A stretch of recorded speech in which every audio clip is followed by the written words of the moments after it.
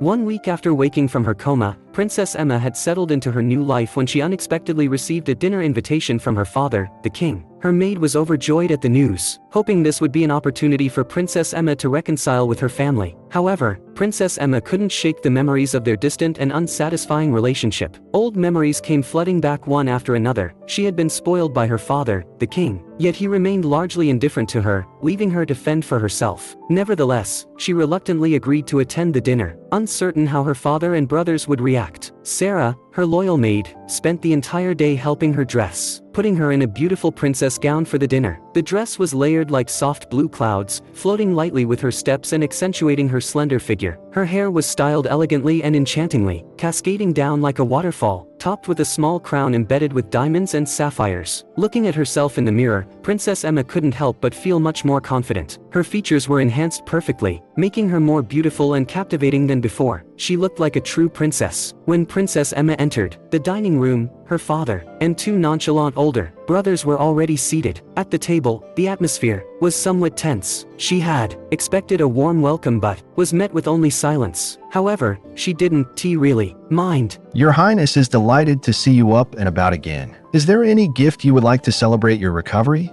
Thank you, Father. I am grateful for your concern. If it's not too much trouble, I would like to learn swordsmanship.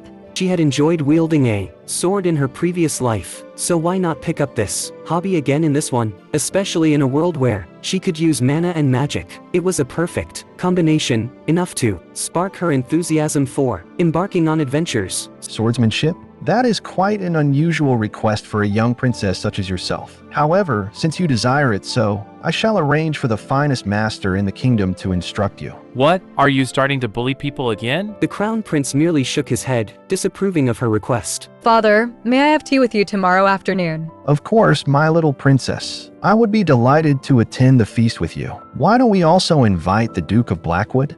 Who is he? It seems you really don't remember anything, he said, wiping his mouth with a handkerchief. Princess Emma rolled her eyes at her brother's comment. She noticed he saw it, but she didn't care, because she couldn't deny her curiosity about Duke Blackwood, this mysterious man whom no one had ever asked her about before. Yet her father suddenly mentioned him to her. In her memories, a certain man occasionally appeared, but those were never pleasant recollections. She had never asked her maid about him, because in her memories, that man always looked at her with eyes full of hatred. Of course, invite him as well. The next morning when Princess Emma woke up, her memories of her previous life, as Emma Chin came rushing back like a tidal wave. She remembered that the world she now inhabited was actually a novel, and she was fated to die in it. As Princess Emma delved deeper into her past memories, she recalled the